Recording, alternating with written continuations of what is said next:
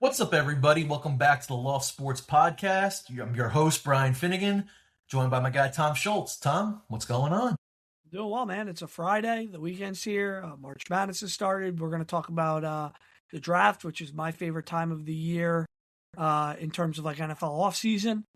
Actually, probably one of my favorite times of the year just in general. So, yeah, I'm excited. Excited about this show and really excited about the weekend. Oh, yeah. Happy Friday, everybody. Best time of the week. I'm finally done with my corporate hell, just like hopefully all the rest of you by the time you listen to this show. So, right, and Tom's right. Yeah, so tonight begins our NFL draft series. We'll be examining each of the positional groups leading up to the NFL draft, which is scheduled to begin on Thursday, April 23rd. In tonight's episode, we're going to focus on the quarterback. So, what we're going to do is we're going to go through the top four quarterbacks in this year's draft, and we'll touch on a few others. Tom's going to talk about some strengths, weaknesses, and maybe some player comps. And, we can also get into, which players might fit on specific teams. So let's get into it. So, Tom, I'm going to hit you off right off on the bat here. There's a sentiment out there in we'll call it the social sphere, right? That this year's quarterback class is underwhelming, to say the least, compared to maybe some other past classes. You've been watching the film. Do you agree or disagree with that sentiment? And if you disagree, why do you believe maybe most folks on the larger scale feel that way? Well, I would start by saying I probably agree with it, and part of the reason is I think this time last year if you were watching quarterbacks, there were probably four quarterbacks you thought could go day one. Now whether you thought they were ready to start right away or could contribute day one to your football team is another question. But I think between Cam Ward, who I wasn't incredibly high on, Shedeur Sanders, who I had as my top quarterback last year, and then Tyler Shugg, who I felt if he could get in the right situation was probably a little bit more ready than people wanted to give him credit. His big thing last year was the injuries were bad and they were a major concern. And there was Jackson Dart, which was tough to read because of the offense he plays in. But there were four guys that you conceivably looked at and said, I think there are four starters in this league. I look at this year's class and based off of what I've seen, and I've really only watched Mendoza, Simpson, Nussmeier. I started Carson Beck today and he's kind of made me go, I probably need to do a deeper look. But through those four guys and what I've seen from some of the other guys we've talked about, and granted, there's a difference between, watching them on a Saturday and actually going in and focusing on how they play and what they do and how they process stuff and how they throw a football. But through what I've seen so far, I think there are two guys that can be starters in this league. Again, maybe not from day one, but eventually throughout their career in this draft. So yeah, I think if we compare it to last year or 2 years ago, which I think that class was a little more loaded with guys that we thought could be starters in this league. Yeah, it's a weaker class this year. Mm-hmm. Now, why don't we get into it then? Let's start going through our quarterbacks here that we want to discuss in detail on the show. So, right, we have to start off with our guy here, Fernando Mendoza, right? We have him listed right here. 6'5", 236 pounds from Indiana. He's a redshirt junior, right? He's the reigning Heisman Trophy winner, highly expected to be the number one overall pick in the draft by the Vegas Raiders, right? So here's a guy who, right, he transferred from California, Berkeley, where, by all accounts, he seemed more along the lines at the time, at least at California, as kind of like just a middling of the road type prospect. So he transfers over to Indiana and becomes a household name, right? Leads Indiana to an undefeated 16-0 season, and he leads them to their first ever college football national championship. Now, I've seen a lot of opinion online from some who say that, Mendoza this season really benefited from being surrounded by a very talented Hoosiers team. They have the system there in place. Kurt Signetti, we know his track record. Everywhere he's gone, he's won. Track record speaks for itself. But in terms of Mendoza overall, in your opinion, what are his strengths? What are his weaknesses? And is there a current QB comp that makes sense to compare him to in the league right now? Yeah, so I guess I'll touch on the first part of what you were talking about, which is he a product of their offense? I don't know if I can say he's a product of their offense or not, but it definitely helped him, and we'll touch on this with a couple of these other quarterbacks. Definitely helped him that he was in the system that he was in, and he had the talent around him that he had, and most importantly, he had a really steady running game with two really good running backs. One of those guys we may talk about, when we do our running back preview. But Mendoza is a good quarterback. He'll stand in the pocket. He'll take shots. He puts good power behind his throws. There's a zip to what he does. He throws a really pretty ball to the boundaries, whether it's out routes, whether it's back shoulders, anything where he needs to get it, to the opposite hash mark, or he's on one hash and needs to throw it to the opposite boundary. He can do that and do it really, really well. He throws a tight spiral. When his feet are set, he throws a really good football, has the strength to throw deep balls. Like I said, has a really good feel for back shoulders. If you want to see any of his big throws in big second or really more importantly, third down plays this year where they need something, it's a back shoulder throw. And he puts it in a position that, maybe it can be contested, but he's going to give his wide receiver a chance to make a play. I think he's good with RPOs. He's really comfortable with that stuff, and not just making the throws, but processing the information, getting the ball out, throwing a good ball, and throwing a catchable ball for his wide receiver. And he really does have a good touch of throwing the football. He can drop it over linebackers, over linebackers who are trying to contest it. He can drop it in between zones. He throws a good football. He has a good feel as a passer. Some of the areas and concerns, he can take risks, especially when under pressure. There are times I'd like to see him just eat the ball. He isn't a super explosive athlete. He can be a runner, but I don't think he's going to be a guy that you're designing plays for, or really a guy who's going to look to extend the play with his legs. As I mentioned before, I'd like to see him just eat the ball or throw it out of bounds instead of trying to extend plays and force something that might not be there. He has this tendency at times to throw a ball off his back foot, which didn't really get him in trouble in college, but I think it could get him in trouble in the NFL. I like to see him learn to navigate the pocket a little bit. That's something you see in a number of these guys that we're going to talk about today. They're just not comfortable sliding, stepping up, trying to fight in the pocket instead of just tucking and running, or in some guys' cases, just bailing backwards, getting out wide. And like a lot of young quarterbacks, when he really tries to put juice on the ball, he overthrows receivers. But the stuff that he struggles with is stuff that I think he not easily correctable, but are things he can correct. And the stuff that he does well, which is really the boundary throws and how he throws a football, you really can't teach. So there's a lot of positive for him this year. And some of that showed up in his Cal stuff too. It's not like he just showed up in Indiana this year and was just a product of what he did. But from what I watched from him this year, I think this is a guy who steps in for Vegas this year, and he can be a starter. And I think of what Vegas is adding around him, it's only going to benefit him. Do I have concerns of if his guys can't win off the line of scrimmage? Will he be as accurate as he was in Indiana? Sure, but I think we could have that concern about any quarterback that's coming out. But he shows enough, at least in terms of just throwing the football and processing stuff, going through reads, that I feel comfortable with him as a quarterback. Yeah, I was going to ask you. You kind of answered the question already. Like what you would think of him from like a running perspective, how mobile he would be at the NFL level, right? Because he has run those, occasional RPO. He was doing that at Indiana, and how that would translate. Yeah, you answered that perfectly right there, I think. Yeah, he can do RPOs. He can do read options. They did a lot of read option stuff at Indiana this year. He's not going to be, the guy that pulls the ball on a read option and takes it 50 yards for a touchdown, like maybe Taylor Green will when we talk about Taylor Green. But it can be utilized and it can be an asset. And he is athletic enough that if the pocket does collapse, or you have these guys off the edge that fly off the edge and don't hold contain, well, he'll tuck a ball and run and get 10 yards.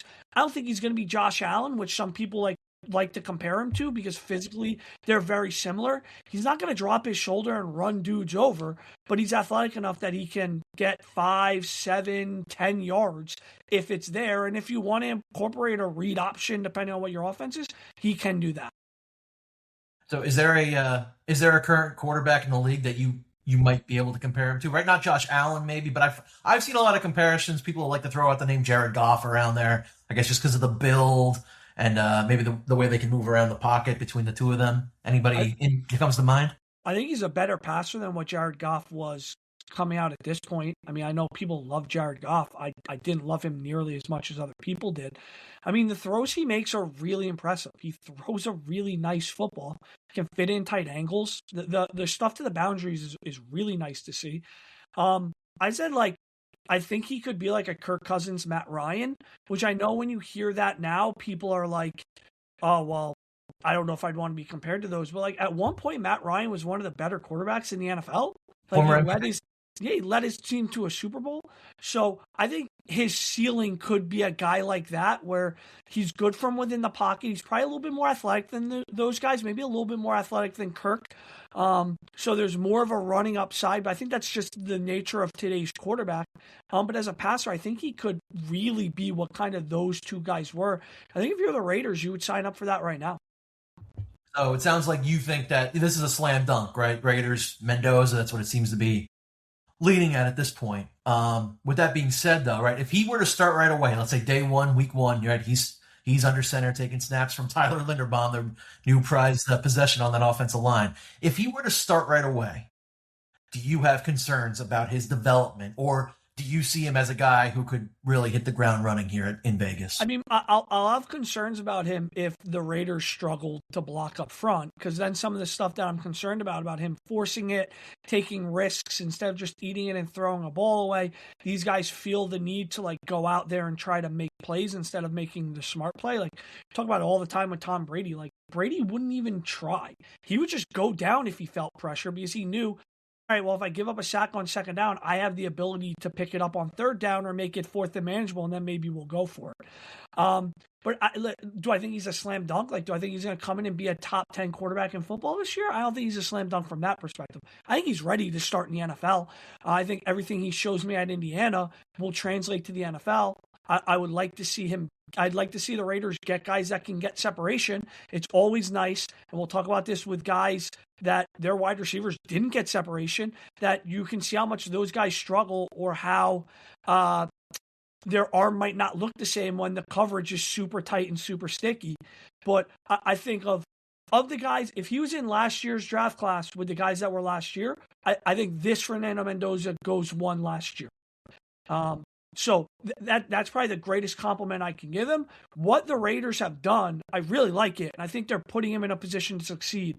I'd like to see him get another guy or two that can win off the line of scrimmage to help with that, but I think he's ready to start day one. I'm not saying he's going to come in and win 10 games. There are still going to be bumps and learning curves. I said that in my write-up.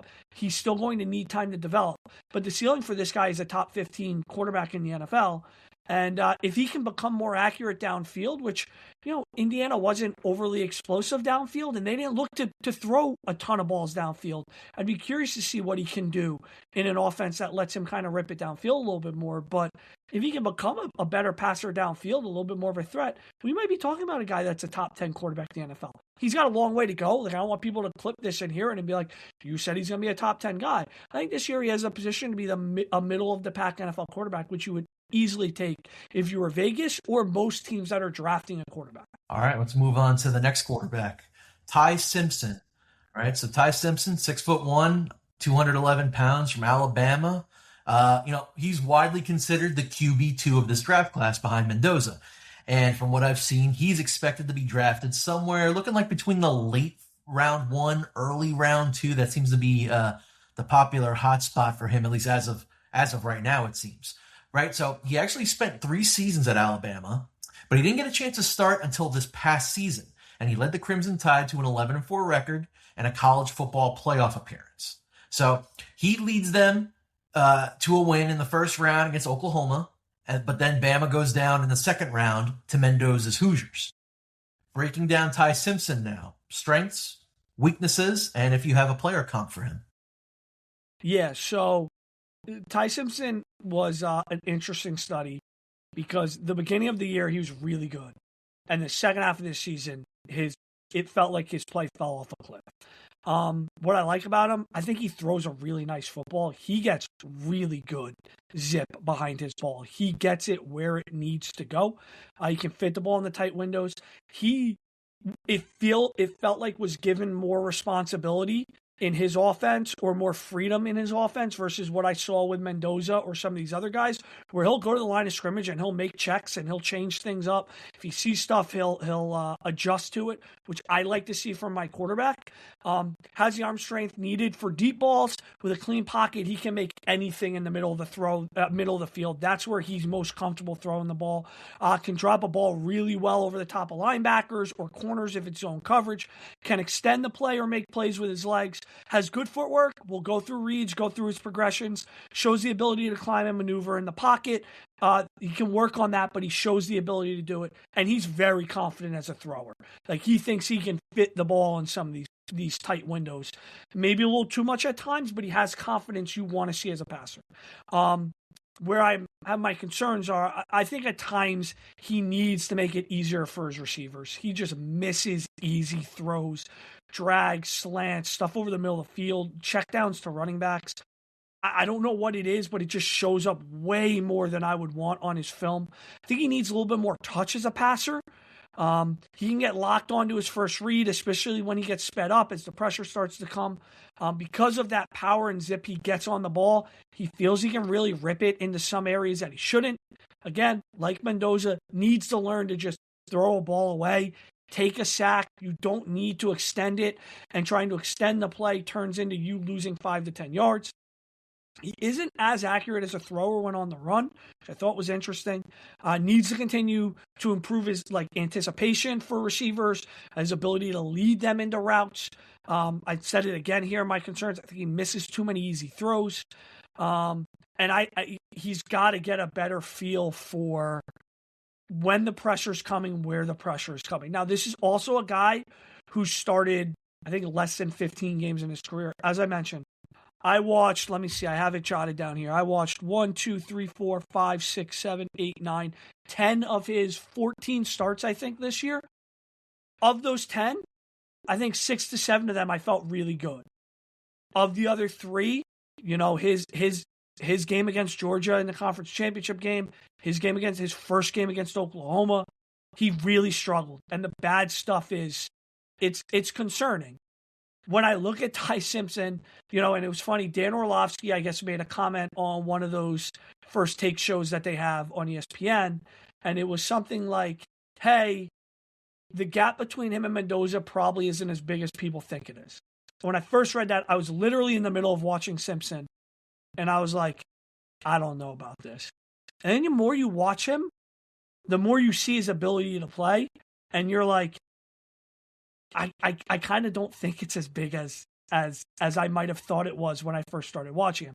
The thing with Ty Simpson is, if you ask him to start day one, I think it spells disaster. I think he's a guy who needs to go to a situation and he needs to have the ability to sit behind a quarterback and learn and become more comfortable. He has, I think, the physical attributes you want. And we're going to talk about this with some of these quarterbacks, like the traits that you want to see in a quarterback. Ty Simpson shows it. He's the son of a coach. Doug Nussmeier, been a coach for years in the NFL and in the college world. Very well respected. He has a younger brother that's coming on the scene that I'm sure we'll be talking about in years to come. I'm talking about Nussmeier. Excuse me. Ty Simpson's dad is a coach as well, a college coach. Has been coaching forever. So he has a good feel for how to play this position. Has played it for a while. He's a coach's kid. It's all stuff you like. But I think if you're looking for this kid to play day one, I have concerns about that. Mm-hmm. Yeah, and that was actually one of the next questions I was going to hit you with. What are the concerns? Would there be concerns about his development if he had to play week one? It's interesting. I was actually going through some of the teams the other day, and just looking at who we consider like franchise quarterbacks in the NFL, right, guys? And it's interesting. I was going through the teams, and all these guys who we would probably consider franchise quarterbacks in the NFL, they all played at least 2 years in college, which I found interesting. Josh Allen, Drake May, Lamar Jackson, Joe Burrow, they all had at least 2 years worth of starts at their college. There were, in terms of guys who were franchise quarterbacks, that have had success at the NFL level. There are a few outliers, right? Technically, Kyler Murray is an outlier. He had the 1 year at Oklahoma, won the Heisman Trophy. won Rookie of the Year, but right now it's kind of like he's kind of going through a rebuild process in a way for himself. So there's very few outliers. Another outlier I saw was Cam Newton, right? He kind of I mean, he was at Florida, transferred to like I think he was at a JUCO, and then he went to Auburn. But technically, 1 year of starts, at a Division I football level. And now you see Ty Simpson in here. That's what kind of wouldn't say the word scares me as a Jets fan, potentially looking at Ty Simpson, but it is in the back of my mind. Whereas, like if this guy is a guy that has to come out, start day one, I have my concerns about, future development here. If he really takes a beating, over the first, if he's starting right away in the first half of his rookie NFL season. So much of quarterback to me has to do with where you take him, right? So again, I do my own big board. I think I have Ty Simpson outside of the top 20. Now, quarterbacks are different, right? Like, you're going to take a quarterback higher than what they're projected on the board. I can live with that. If you're taking Ty Simpson at, I'm just going to say 10. I don't think he's going to go that high. But if you're taking him at 10, I think that kind of puts him in a really tough situation because you're asking him to play sooner than what he probably is ready, right? Like if you take him 10, whatever team that is, whatever quarterback you intend to start, he plays bad by week 5, and now all of a sudden the fans are screaming for Ty Simpson, when really that's doing him more harm than good. I made a list of teams that I think Simpson can go to. I don't know if that was a question you had. I know you had comp, and I guess I'll do that first. The comp I keep reading and I agree with is Brock Purdy. Like I really think he could be Brock Purdy, maybe a little bit more athletic of a quarterback than Brock Purdy is in terms of utilizing his legs and being able to run and move and extend plays. Probably Brock Purdy, he throws very similar to Brock Purdy. Of all the guys who throw in this draft, he may be the one that I think throws the best just natural football. If we're playing two-hand touch or we're playing flag football or 7v7, like I'd probably want him throwing a football over anybody else.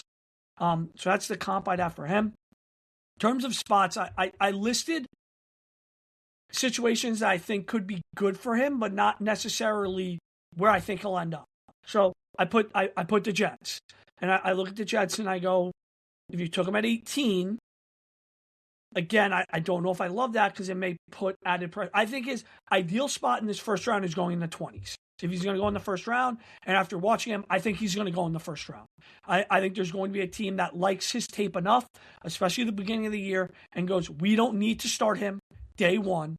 He can sit and learn, become a bit more polished as a quarterback, and we'll take that. I think the Jets are a good situation. You have Geno Smith for 2 years. He can learn behind them for 2 years. You get him on a 4-year with a 5th-year option. The Jets could be a good spot. The Steelers, if they sign Rodgers, could be a good spot. Now, I've read that they're not really interested in him, which is fine. That makes sense. Just the spot. I put the Colts. Could the Colts be a team that look at this guy and say, let's prepare for a world where we don't have Daniel Jones? Or we have Daniel Jones for 2 years, and then Ty Simpson plays after that. So maybe the Colts. I put the Cowboys. I don't think the Dallas Cowboys are going to draft him, but it's a situation where I think it could be great for him. You have Dak Prescott for 2, maybe 3 more years. If the Cowboys, let's just say, got him at 28, they traded back. They thought there was some reason to take him. I don't think this is going to happen, Cowboy fans. I'm just painting the picture. Well, you get him on that contract, and then he can play. The Lions. Goff's contract is up in 28. It would give them 2 years for Ty Simpson. They tried to do something similar with Hendon Hooker. It didn't work out. And then I have the Bucs and I have the Cardinals. Very similar situations, right? You have Baker Mayfield, who's going to be in the final year of his contract. He's 30 years old, so he's not too old. Maybe you look to extend Baker to a 3-year contract. You have Ty Simpson play after him. Even if you take him in the second round, it's a 3-year contract. You like what you see after year 3. You can get him on a more affordable bridge contract. Maybe you sign him to a 2-year deal, similar to like what Malik Willis is on. And if he plays well enough, then you're moving from there. And the Cardinals, very similar. Jacoby Brissett has a year left on his deal. I've seen this spot rumored. Maybe they trade back into the first round. You get that 5th-year option. You have Jacoby for a year. If you feel comfortable enough with Ty, you throw him out there in his second year. Those are the scenarios I'm looking for this guy. Now, if he goes to the Jets and week 6, they're chanting for Ty Simpson. That probably will happen. which is my concern, because I can see the Jets taking him at 18. And 2 years of Geno Smith and then Ty Simpson, I really think could work out. I really do. But if it's going to be week 6, the Jets are 1-5 and Geno's not playing well, we want Ty. I think that's a disaster for Ty Simpson. I'll give you my team fits. I'll let Tommy breathe a little bit. I was talking for a while there. So I agree with a lot of them. The Jets, I think really realistically, the Jets at 16 is probably, the point where we really start looking at Ty here, potentially going, right? I mean, we have Tampa Bay at 15, which they could look at. I don't know if they would look for him at 15 directly. I think they might be more focused on defense, looking at that pick. You have the earliest I guess he could potentially go is, he's not going to go 2 to the Jets, 3 to the Cardinals. That's too early. But Cleveland at 6. Browns fans, I want to point out, I don't think Ty is going to be someone the Browns would look at here. Again, we talk about situations. I don't like the idea of him entering a loaded quarterback room that has Deshaun Watson and Shedeur Sanders and Dylan Gabriel. It's just a very, very messy situation to just throw another quarterback into. So I don't really see that. They're all like the same thing right now. Like, to your point, they're all like the same thing. It's all the same thing. So the only one I will disagree with is Indianapolis, just because they don't have the draft capital right now, right? The Jets have that first round pick at 16. They don't have a first round pick next year, either, the Colts. So the earliest realistically that they could draft him, they would have to, their second round pick is at 47. Yeah, they would have to probably trade that, and I guess maybe their third to move up there. But be that as it may, I agree a lot. Arizona, I think, makes perfect sense. I wouldn't be surprised if he ended up at Arizona. I'm looking at the draft right now, just in terms of the selections. I could see, so the sweet spot that I think for him, if I'm just glancing at the draft order, you've got entering the second round. The Jets have the first pick of the second round at 33. Arizona is right behind them at 34. I could see something maybe where if Arizona wants him, right, they'll have to jump the Jets. I think I would jump the Jets at 33. And a sneaky team that I have for him is Miami, who is now drafting at number 30, right? They got the first round pick from the Broncos after the Jalen Waddle trade. So they might have to. I wouldn't be surprised if maybe Miami wanted to. Right, Malik Willis is only on a 3-year contract. I wouldn't be surprised if during this rebuild, Ty Simpson could get drafted by Miami. He sits behind Willis for a year or two, learns the system, and maybe Hafley and crew want to move on from Malik after a few years, and now it's Ty Simpson's team, and by then maybe Miami's built the roster up enough where they feel like they're ready to compete for the AFC East. So I can definitely see a situation, though, where Arizona trades up maybe to like Houston at 28, Kansas City to 29, move up in the back of the first round, you get Ty Simpson, you lock in that 5th-year option, and you go from there. Also, Pittsburgh, I agreed. Yeah, Pittsburgh could be a team looking at him. But yeah, I had saw that they haven't really been showing much interest in him. But again, that could all just be, it could just be a smokescreen completely. And I still have, on my list, the Rams because, you never know, right? They traded their first round pick to the Chiefs as part of the Trent McDuffie deal. So they're not picking until really late on day 2. Right, 61 is their pick, so Ty will probably be gone by then. So I can't really see them maybe. I don't think they would trade up for. I will say this: I do think he goes in the first round because I think having that 5th-year option is so valuable for him and so valuable for whatever team picks him. So yeah, if you ask me right now where I think he goes between 20 and 32. Mm-hmm. I don't think the Jets would take him there. I think the Jets maybe trade out of that pick, and then they look to take him then. Right. But ultimately, I think his sweet spot is between 20 and 32. If he went between 10 and 20, I would not be shocked. I wouldn't be shocked if there's a team out there that really, really likes the first half of his season, where he was in the conversation for the Heisman, and goes, we're going to bank on being able to develop that quarterback, not the one that ended the season. I like your idea, too, of the Lions, too. I didn't think of that. That could be somebody to sit behind Goff for a year, and then if they wanted to move on from Goff, they can just take Ty. Okay, let's go to the next quarterback. So Garrett Nussmeier, right, quarterback from LSU. So I have him listed here as 6'1", 205 from LSU. At one point, right, this was a guy who was considered a potential top 5 pick in the draft, but his draft stock really fluctuated during a challenging 2025 season marked by injury. He played through much of the season, which what he described as a stabbing pain in his abdomen doesn't seem too comfortable to me. And that really hindered his ability to, what he said, to rotate the ball and drive the ball downfield. But he finished his career at LSU with about 7,600 passing yards, 52 touchdowns, so he's in the record books there. He seems to be overwhelmingly considered the QB3. And from what I've read and seen, he's expected to be a day 2 pick, second or third round. So breaking down Garrett Nussmeier here, strengths, weaknesses, and if you have a current QB to compare him to. So I want to say with him first, he's, this is a quarterback that could have come out last year and probably would have been a first round pick. There's also a kid that then elected to go back to school. I'm sure in part selfishly, to help his draft stock. I'm sure he looked at it and said, I can be the number 1 pick in next year's class, versus last year he probably would have been around the Jackson Dart range. But he also wanted to go back to LSU to try to win a national championship. You could tell the pressure that this kid was under this year. It was like almost not painful, but like I felt bad for him this year, not in like a pity way, but you could tell this guy felt the weight of the world on his shoulders. He did not play well this year. Like I'm not going to sugarcoat it for you. He didn't play well. LSU was a disaster. They couldn't run the ball. The offensive line was atrocious. They had no one who could get separation. The head coach was a lame duck walking.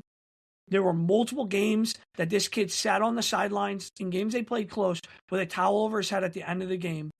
And you could tell he felt it all. I think that's something that goes underrated when we watch these kids in college. So he's a kid that, like, after watching his film, I'm like rooting for him. I hope it works out. I started talking about his family before when I was talking about Ty Simpson. His dad is Doug Nussmeier.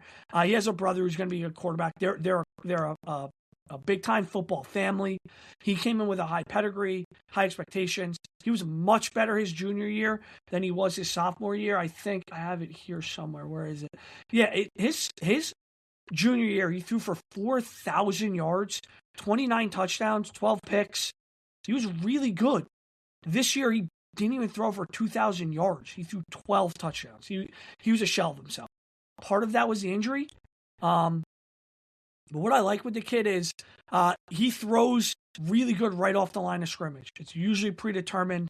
The ball comes out of his hand quick. It gets where it needs to go. He's a tough football player, man. He got the snot beat out of him this year.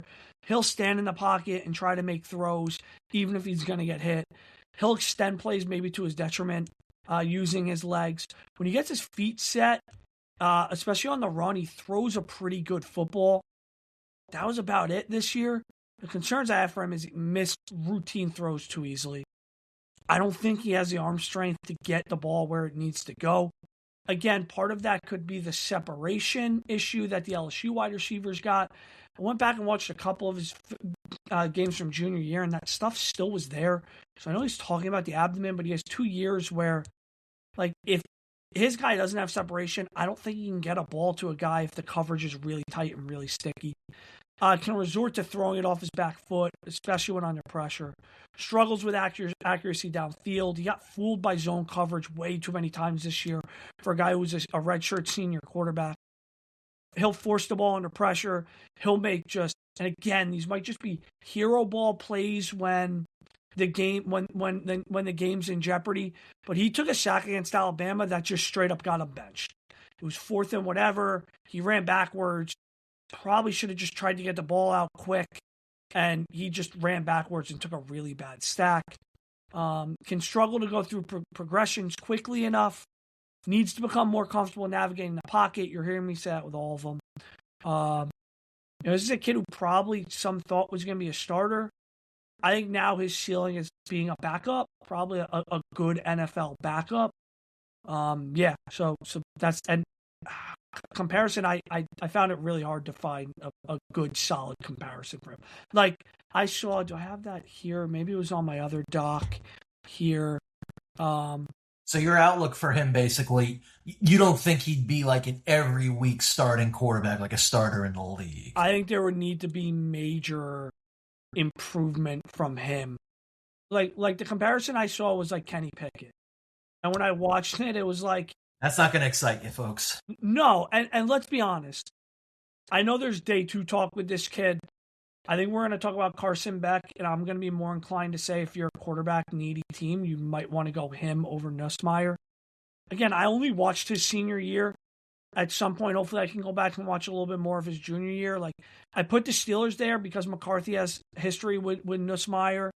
I put the Rams and like the Chiefs because maybe he's going to need more time than Ty Simpson. So maybe you draft him. You still have quarterbacks you like and he can learn. You know, the Bucks were there. Maybe the Colts if you're looking to get a quarterback to sit behind Daniel Jones. But this is a guy that I think is projecting to be a day 2 third round pick. Maybe you think he can develop into something, but I think he has a chance to be a good backup in this league. You know, your quarterback goes out, you need him to win you a game, he might be able to do that. But the concerns on stuff or on film that I saw his senior year were stuff that would really concern me. Yeah, I'll echo some of the team fits for me too for him. I had the Los Angeles Rams here. And I was looking ahead in the draft. So maybe, I mean, their late second round pick, 61, maybe that's even a little too early for him. They're also picking late in the third round. I think it's 93. Maybe that could be the spot for him to go. I had some other teams in here. I also had some of the similar teams we were talking about with Simpson here. I had Miami listed here as maybe a long-term backup quarterback. I had the Jets listed here again as a guy who clearly needs to sit his first year and learn. And Pittsburgh too. I'll echo again. A lot of the same teams that were looking at Simpson, I'm sure, are doing the same. They're looking at Nussmeier potentially too. And yeah, I had New Orleans there just because his dad's there, and I think that'd be a comfortable spot for him to fall into, right? Being coached by your dad, though. I guess that it could be a little awkward, I guess, for maybe Tyler Shuck if that were to happen.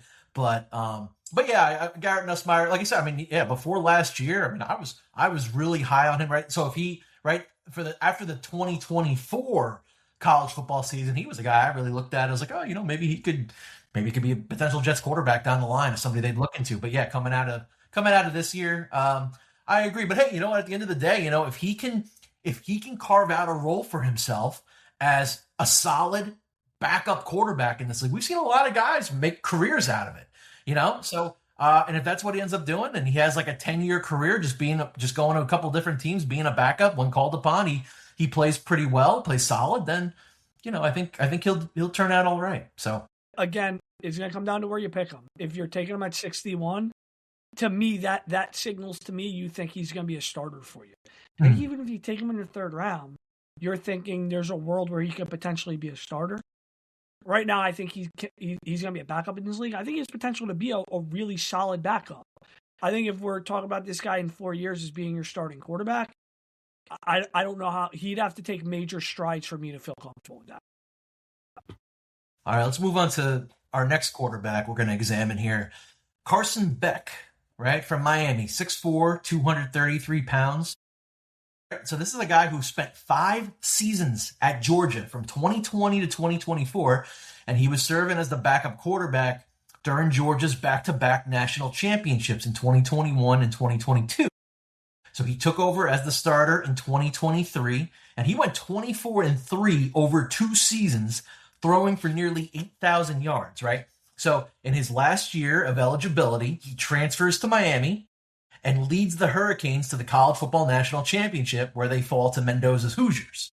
Looking for what I've seen of him, he seems to be expected as like a late day 2 to mid day 3 pick.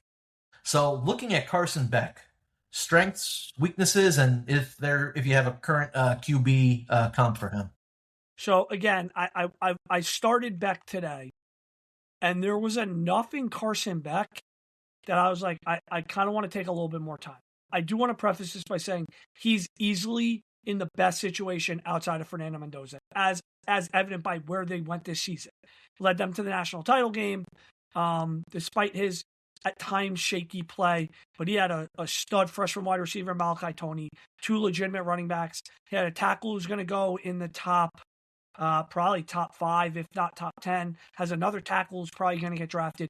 This was a team built for this, and it's why they went out and got an experienced quarterback that they thought could lead them. He's got good size. He plays from within the pocket. I think he navigates the pocket really well, maybe better than any of these quarterbacks in this class. He navigates the pocket well. He's a pretty accurate thrower. I don't know if he has top-level arm strength. Like I don't know if he can get it on a zip. He throws a pretty football. But a lot of these guys are good from snap to 10, 15 yards. I don't know if he has the arm strength consistently to zip on the ball to get it to go 20, 25, 30 yards all the time.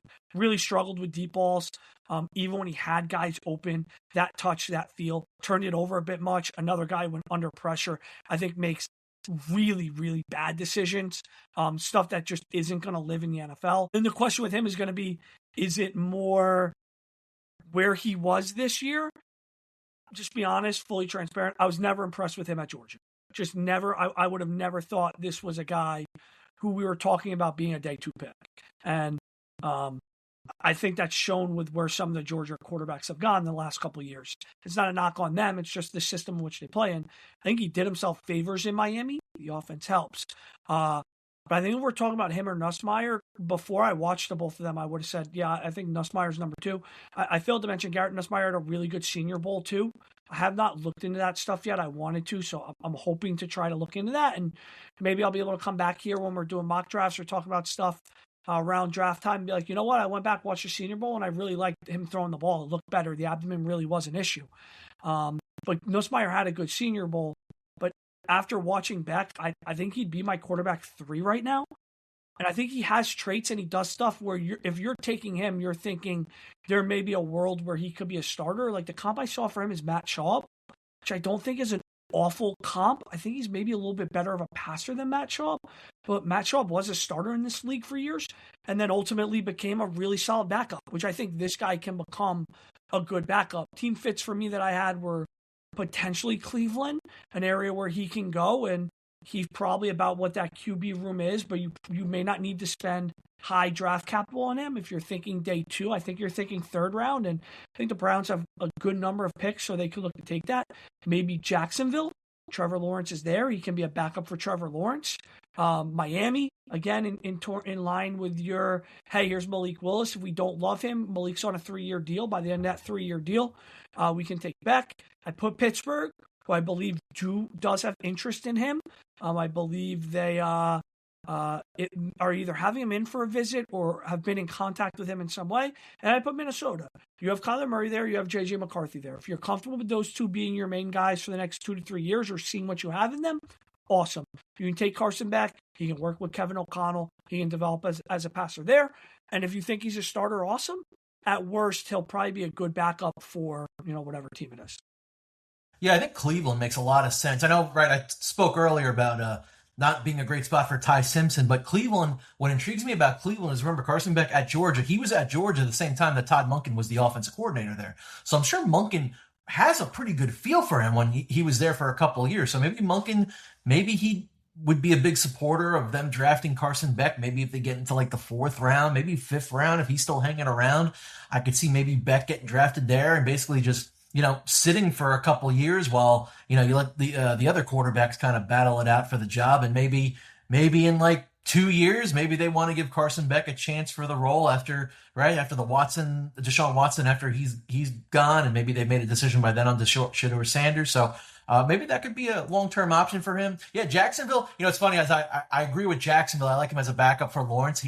Carson Beck's actually from the Jacksonville area, which is kind of like 30 minutes from me. So I think, that might make sense. Plus, they don't really have, I don't know who their backup quarterback even is currently right now. And again, Miami too, kind of the same teams we talked about. Miami, Pittsburgh. Actually, I saw a report that Pittsburgh actually had him in for a top 30 visit. Yeah. So I guess Pittsburgh's looking, they're probably looking for quarterbacks in the later round. So, and again, like if you're Pittsburgh at this point, you're probably bringing back Aaron Rodgers for another year. So if they have Rodgers, Beck, and they'll need another backup quarterback there. I don't know who else is on the. I don't think Mason Rudolph's not there anymore. I don't think. So if they can bring in somebody else as the backup and have Beck as like your QB3, I think that makes pretty good sense there. And yeah, Minnesota, I think again another spot where he could be the QB3. Just sit behind Kyler Murray and J.J. McCarthy and just learn under one of the best offensive minds in the league, and Kevin O'Connell. I think it's a good spot for him to grow and develop there. So I will say one final note before we get to kind of this best of the rest.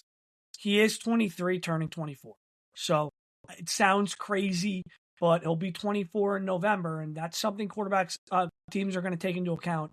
I don't know where Pittsburgh picks in the 3rd round, but I do think ultimately he's a late 2nd, early 3rd. Maybe him and Nussmeier too. Again, when we're getting to these types of quarterbacks, it's going to be who you prefer.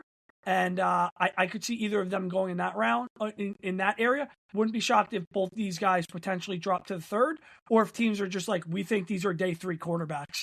They'll be backups at best. We're not going to take anything better than that. It is pretty interesting. So actually, Pittsburgh round 3 has pick 76. And it's actually funny. Some of the quarterback needy teams we were just talking about, they're all like no joke, like back to back to back here. You got Miami right in front of them, Tampa's behind them. Then you got the Colts and Jacksonville. So again, who knows? There might be some trading going. If a team really likes him that much in the third round, and they're like, hey, we need this guy. He can become like a long term backup quarterback for us. Maybe in the late third round or early fourth round. Yeah, there might be some movement there. And you got to remember, the Dallas Cowboys drafted Dak Prescott in the 5th round thinking he was going to be a starter. They didn't think he was going to be a starter day 1. They got lucky with that. There are going to be teams that look at Carson Beck, probably Garrett Nussmeier, probably Drew Aller, maybe Taylor Green, and go, these guys can be starters. So we take them in the 3rd round and we let them sit for 3 years. That's okay. It's important to not forget that as well. One thing I do like personally about Carson Beck is just he's played so much football over the past 5 years, right? Yeah. I mean, compared to, of course, like a guy like Ty Simpson who's only played 1 year, people might, some teams might like that idea. I'm not saying Carson Beck's going to be a top pick, but, that's something to at least take into account if you're looking to draft a quarterback. Okay. Yep, Tom, you teased it a little bit. So let's get to the best of the rest here, right? So 3 other quarterbacks we're going to cover real quick here, right? So we've got Taylor Green from Arkansas, Drew Aller from Penn State, and Cade Klubnik from Clemson. So all 3 of these players are expected to be day 3 picks. Green is an incredible athlete. We saw him light up the combine running a 4.36 40-yard dash. It sounds to me like Aller might have the highest floor for his potential outlook out of the 3. He is coming off a broken ankle he sustained late last season. And Klubnik, was discussed about a year or 2 ago as he could have been a potential number 1 pick. However, he really struggled last year with Clemson. Clemson had a really, really tough year last year for them. So my question for you, Tom, which player out of these 3 do you believe could have a long-term NFL career? And of that player, is there any chance of them being a potential starting quarterback? If we were doing this show a year ago, I would have sat here and told you, man, I can't believe Cade Klubnik didn't come out because I think he would have been QB1 in last year's class. So right now in this group, I'd say it's Drew Aller. I don't love any of these guys, and I'll just be fully transparent. I haven't watched really, or other than what they've done on Saturdays in the fall, I haven't watched them. I started to watch Taylor Green. There's an absolutely unbelievably freaky athlete there. I mean, the combine stuff says it. He played at Boise State before transferring to Arkansas the last 2 years. Their team has been absolutely awful. They were bad this year, just at times unwatchable. But they had him. They had Mike Washington. Mike Washington's going to get drafted. We're going to talk about him on Monday because he's a really, really fun running back. He may be the 3rd, maybe 2nd best running back in this draft class. He's really good. And Taylor Green and him were like the only fun things to watch about this offense. Taylor Green throws a good football, not a great football. All things considered, you draft this guy for his athleticism and then hope that you can teach him to be quarterback. Odds are his career is as a backup. But if you're a team that likes him a lot and go, well, we could implement packages for this guy. Maybe there's 10 to 15 snaps on offense that we can utilize with him, whether it's just a read option, whether it's a wildcat type thing, whether it's just something to throw teams off. I think you could do that, but ultimately I think he's a backup in this league. Drew Aller has everything you want. He started 35 games for Penn State, came in very, very highly touted. 25 touchdowns as a true sophomore, 24 touchdowns as a junior. His decision-making drives me crazy. He just doesn't make the best decisions. And I was hoping to see that change this year, and it hasn't. But there is enough good on film that I think teams could look at this guy and go, well, he has all the physical makeup. Like, I'm just on ESPN. I didn't see what he was at the combine, but ESPN has him listed 6'5", 235. I mean, he looks like your prototypical quarterback. He's got good mechanics. So I could see a team being like in early day 3, being like, you know what? Let's take this kid. Penn State's another one of those that's been an absolute mess. Now, he's had good running backs, and they've done a good job surrounding him with a better offense, and he's had decent lines. So I don't know if he gets the pass that some of these other guys do. But I think if we're talking about these three, he would be the guy that teams take the chance on the most. And then Kate Klubnik, his play just fell off a cliff this year. He's 40 starts, which I think is tied for the most in the history of Clemson. He came in with just such high expectations. He threw for 3,600 yards last year, 36 touchdowns. He didn't come close to that this year. Now, he said he had a bad shoulder. Apparently, he's been throwing decent. I think he just had his pro day and he threw decent. There's a size thing with him too. He's 6'2", 210. He's not very big, but he's a kid that probably hurt himself. I mean, I remember we were driving home from March Madness this time last year with some friends. And we were talking about, my buddy liked Cam Ward better than I did. I said, man, you want to know who's lucky he didn't come out is Kate Klubnik. If Kate came out with the way he finished last season, he finished last year really, really well. I think we would have been talking about him as being in that crop with, if not Cam Ward, then Jackson Dart and Tyler Shugg. And then we're probably talking about him in the first round. This is a guy who's going to be a day 3 pick now. And I mean, if he's a NFL career backup, I think he had done well for himself. Yeah, I think you can echo that for all three of these guys if that's the case. Yeah, probably, yeah. Let's close with just one other question. I got Taylor Green, right? Phenomenal combine, showcased how athletic he is. Do you believe like a potential long-term outlook for him could be a position change at the NFL level? When I was really watching him work out at the combine, I started thinking of, remember the quarterback Logan Thompson? Yeah. Virginia Tech. Played for the Commanders. Played for the Commanders. He's a good tight end. From quarterback to tight end. Do you really think that's something Taylor Green could do? If he wants to do it, he can do it. Because athletically, he is. I mean, if anybody likes watching tape, and this is stuff I like to do, just throw on a couple of his games and just watch what this guy can do when he gets in the open field. I mean, he's outrunning like linebackers and corners and safeties. I mean, you said he ran what at the combine? Did he run a 4.36? 4.36, yeah.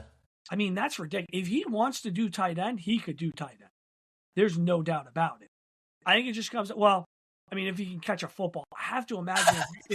But if you're running and moving like that, there has to be a level of coordination and athleticism that you get this guy on the junks machine. He can learn how to at least catch a ball and at least be threatening from that point. You'll have to teach him how to block. We'll see if he can do that. But I mean, just from like getting the ball in his hands and letting him run, it's crazy. That's why we don't see it a lot in the NFL anymore, but there's a part of me that's like, if I was a team, I'd take this kid in the 5th round and just be like, can we designate 5 packages for him in the playbook and run 7 plays for him over the course of the game? And he throws a good enough of a football where it's like, I think you could create a way that he's still a threat as a passer. I'm just curious if maybe a team looks to do that. Like, maybe he can be a Taysom Hill-like, in that regard. Mm-hmm. But yeah, as a tight end, in terms of just getting the ball in his hands and letting him be dynamic, he could do that. I don't know if he can do everything that you have to ask a tight end to do. Right. He is an unbelievable athlete.